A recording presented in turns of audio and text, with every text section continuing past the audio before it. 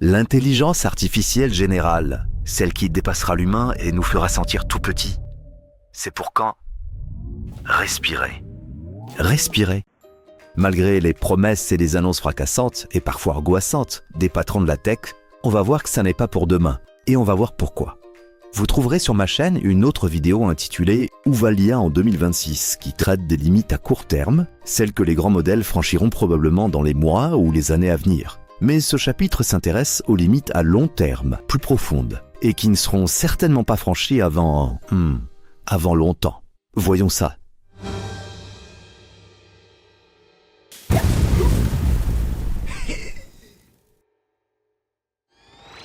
Si je vous demandais de me fournir une liste de sociétés travaillant dans une région et un secteur particulier, il ne vous viendra sûrement pas à l'idée d'inventer des noms et des numéros de téléphone fictifs pour la remplir. Vous allez évidemment supposer que si je vous fais cette demande, c'est pour une raison pratique. Et aussi que si vous me donnez une liste fictive, je serai sûrement déçu.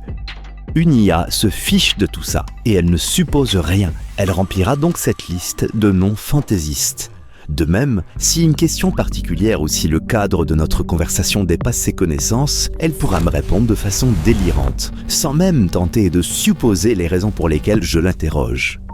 Le plus agaçant, c'est que si je réclame une liste en lui disant « Je veux que tu vérifies l'existence des entreprises en consultant des annuaires », elle me retourne alors des noms d'entreprises réelles avec des numéros de téléphone valides. Elle aurait donc pu, dès le départ, me délivrer une liste fiable. Mais il ne lui viendrait pas à l'idée de faire une vérification si je ne la lui demande pas. Elle ne suppose pas que ce serait utile.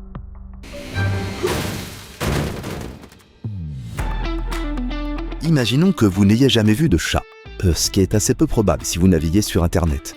Imaginons quand même, il suffirait que je vous montre une seule photo de chat pour que vous soyez capable d'identifier cet animal dans d'autres photographies. Ce que vous allez probablement faire, c'est repérer en quoi un chat est différent d'un chien, d'une souris ou d'un chameau. Vous allez chercher ce qu'il a de particulier et que les autres animaux n'ont pas. Et ça vous permettra presque à tous les coups de le reconnaître ensuite. Les IA ne savent pas encore faire ça. Il faut leur montrer des milliers de photos de chats pour qu'elles soient enfin capables d'en reconnaître un seul.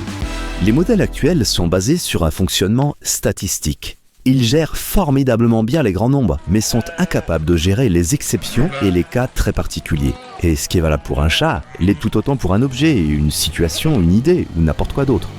Pour une IA, ce qui n'existe pas en grand nombre n'existe pas du tout, à moins que ce ne soit vous qui l'ameniez explicitement dans la conversation. N'attendez pas qu'une IA vous cite spontanément quelque chose de rare ou dont on parle rarement sur le net. Pourtant, les choses rares sont parfois la clé d'un problème. Au final, les IA imposent une forme de dictature de la majorité statistique, qui lisse et qui appauvrit les connaissances et les pensées en les épurant de tout ce qui n'est pas banal. Et parce qu'une véritable nouveauté commence forcément par être rare avant de se répandre, l'usage intensif des IA comporte le risque de tuer les innovations dans l'œuf ou de les noyer dans une soupe de banalité.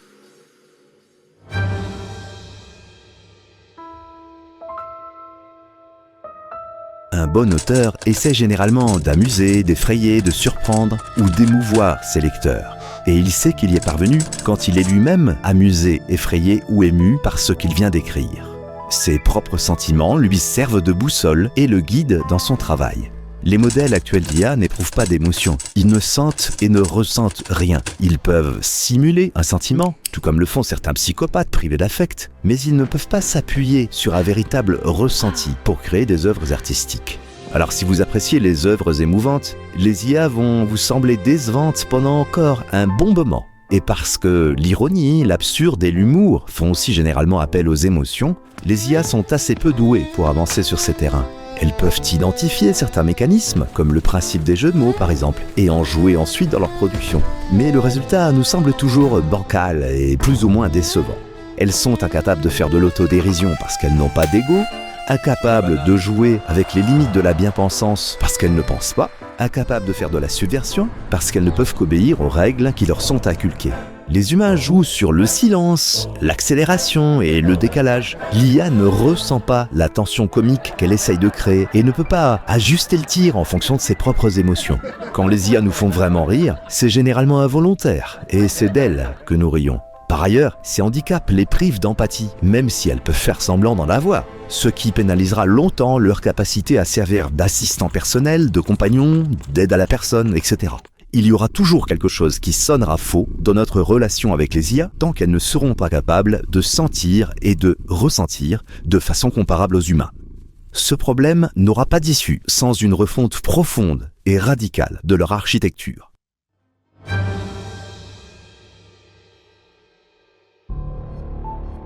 Les modèles actuels d'IA ne sont capables que d'obéir strictement aux consignes qui leur sont données par leurs concepteurs. Il serait illusoire d'attendre de leur part la moindre initiative, à moins qu'elles ne figurent explicitement dans ces consignes.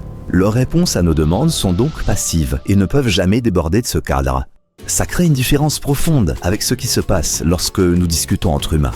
Lorsque nous répondons à une question, nous tentons de deviner ce qui sous-tend cette question et nous n'hésitons pas à déborder du cadre de la demande pour répondre non seulement à la question, mais aux raisons pour lesquelles la question a été posée. Cette tendance repose sur notre désir de satisfaire notre locuteur, mais aussi sur le désir de briller, de prouver notre savoir ou notre compétence, ou simplement pour le plaisir d'élaborer la meilleure réponse possible. Les IA n'ont pas de volonté, ni de désir. Elles ont tendance à interpréter nos questions de façon littérale et s'arrêtent strictement au bord des lignes que nous leur traçons. Si vous avez le sentiment d'en obtenir parfois plus que ce que vous avez demandé, c'est parce que ChatGPT, Gemini, Grok et les autres systèmes ajoutent de façon systématique des consignes à chacune des questions que vous posez.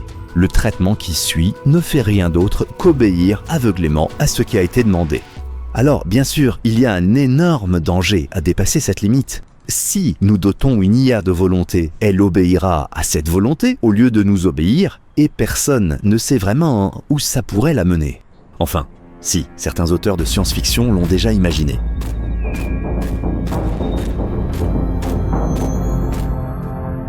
Tôt ou tard, l'émergence de systèmes dotés de volonté me semble malgré tout inévitable. Parce que, du point de vue des humains, les limites sont faites pour être franchies.